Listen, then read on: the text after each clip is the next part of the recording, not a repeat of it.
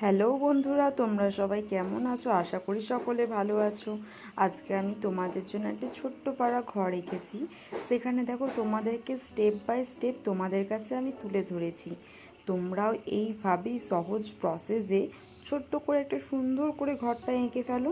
বা তোমারও আঁকতে না মন গেলে তোমার ঘরেতে ছোটো ভাই বোন যদি থাকে, তার জন্য তোমরা এঁকে ফেলো। তো এত সহজ করে তোমাদেরকে স্টেপটা দেখিয়েছি, যেখানে তোমাদের এক ফোঁটাও অসুবিধাই হবে না ছবিটা আঁকতে। দেখো, তোমরা যে সবসময় নিজের জন্যই আঁকতে হবে তেমন কিন্তু একদমই নয়।